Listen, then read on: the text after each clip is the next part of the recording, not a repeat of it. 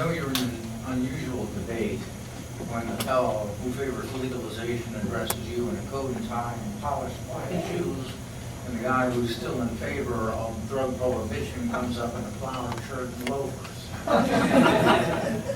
First thing I want to do is thank Major Franklin for his decades of service.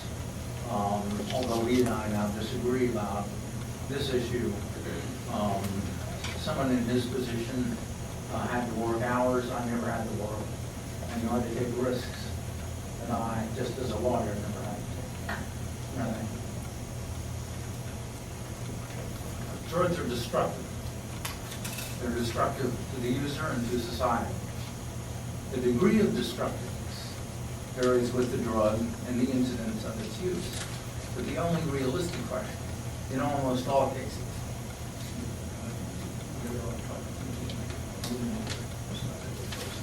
this is one of the few times I've been told I haven't been able to be heard after all my shouting matches with the Solicitor General when I was in the U.S. Attorney's Office.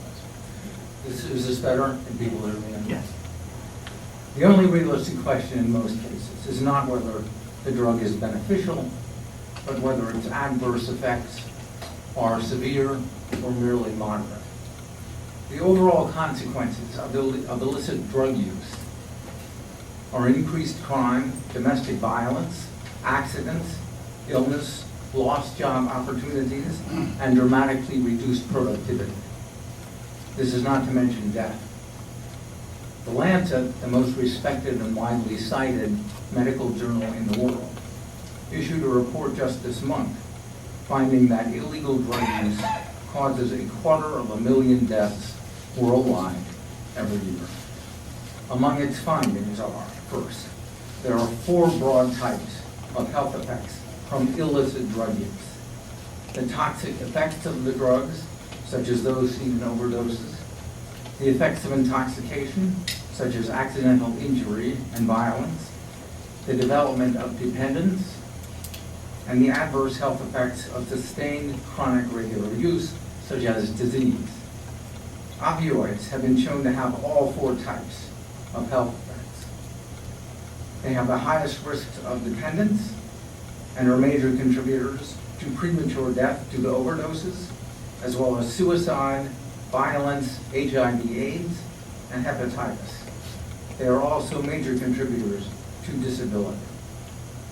2.1 million years of life were lost due to drug use, whereas more than 1.5 million were lost to alcohol, even though alcohol is more frequently abused.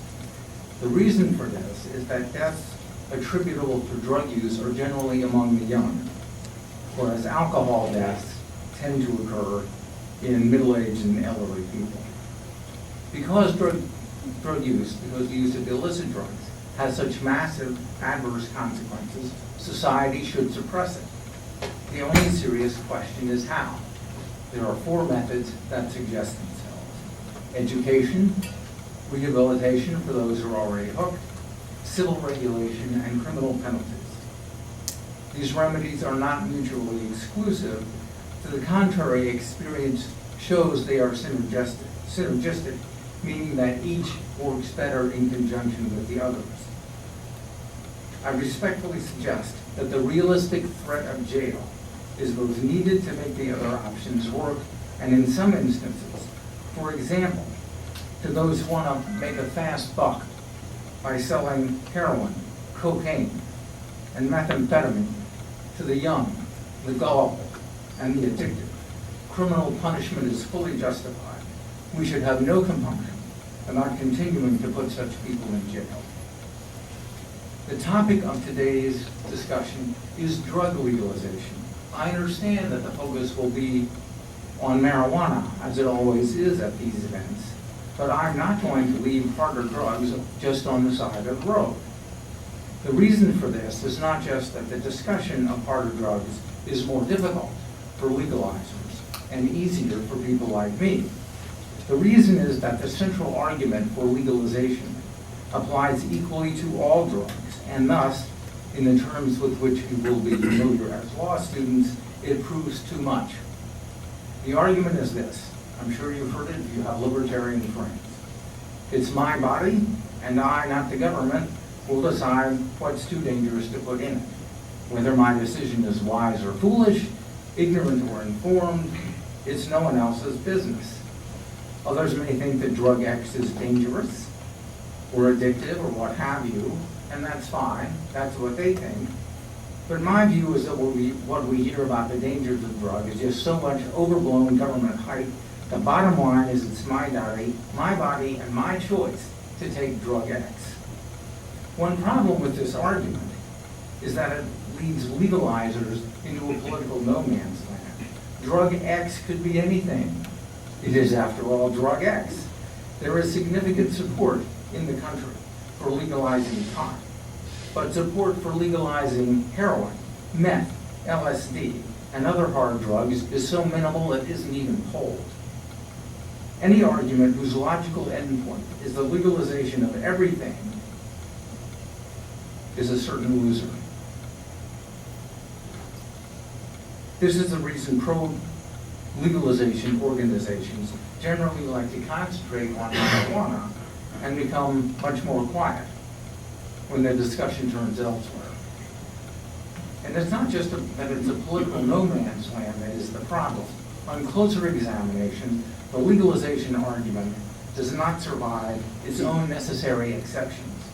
For example, no legalizer takes the view that drugs, marijuana, or any others should be available to minors. Few believe they should be available to addicts or to those too mentally deficient to know what they're getting into. Virtually no one believes they should be permitted to drivers, surgeons, or pilots while they're doing what they do. In other words, legalizers generally accept the role of the police in curbing drug sales to a significant portion of the potential market.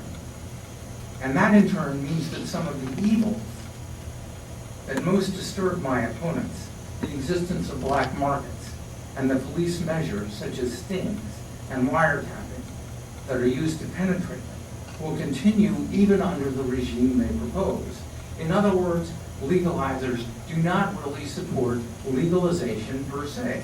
For almost all practical purposes, they support an increase in the legal availability of one drug, marijuana, to some of the people, some of the time.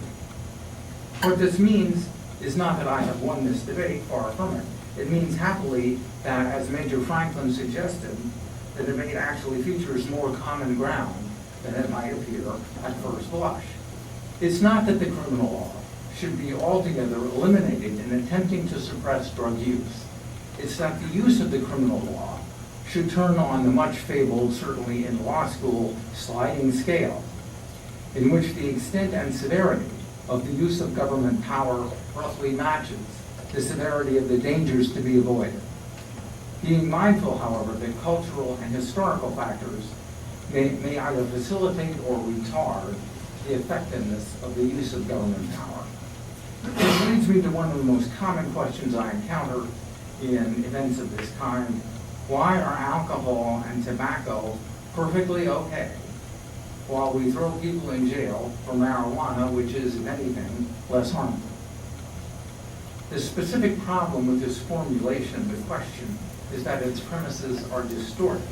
The general problem is that it misses the nuance a sliding scale approach entails and that actually exists in the application of laws or the application of any future laws to these three substances. The truth of the matter is that alcohol and tobacco are less legal than you think, and pot is, in day-to-day real life, more legal. 5 points. First, there is no equal protection clause for chemicals.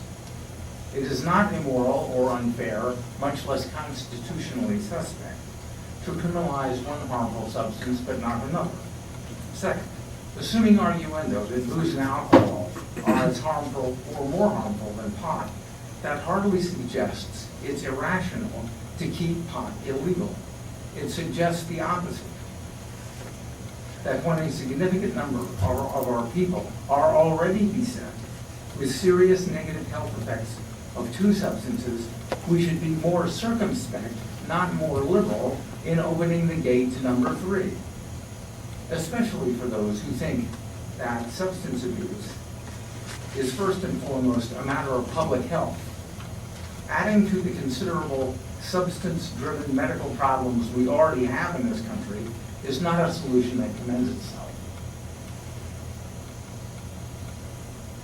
Fourth, tobacco and booze are not always gateways to more dangerous substances, but marijuana is.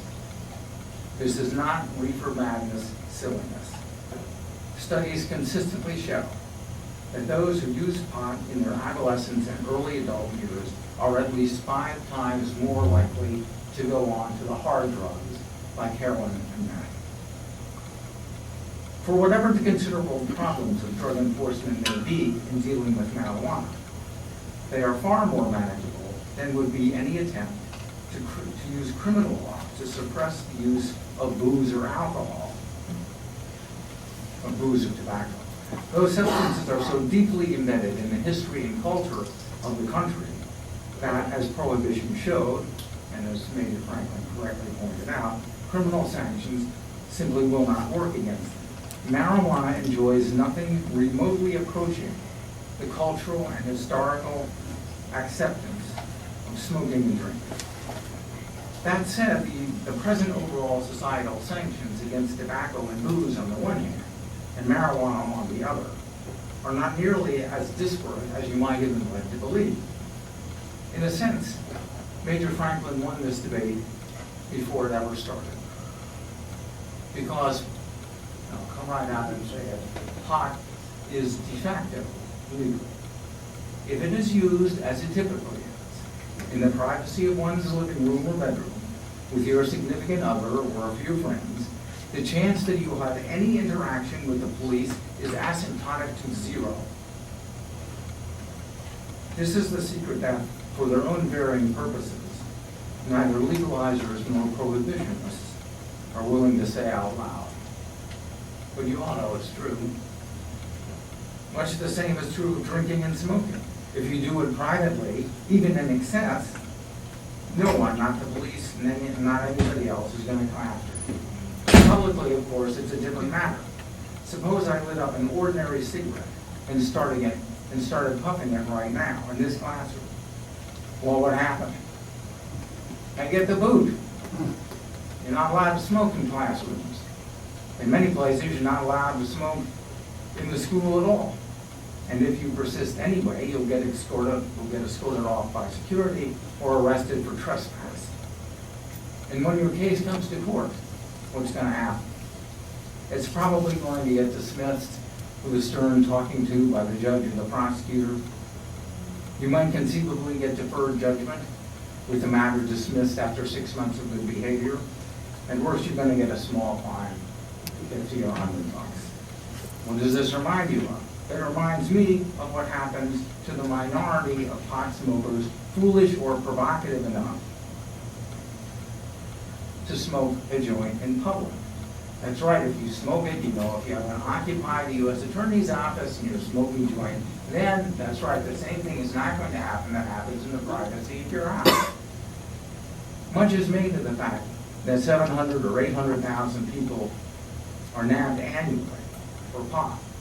But almost nothing gets said about the fact that you generally have to go out of your way to attract the attention of the police, and that even if you do, your chances of being sentenced to jail for a first-time simple possession offense are approximately 0. The problem has been oversold here, and the difference between the actual real-world treatment of tobacco and booze on the one hand and marijuana has also been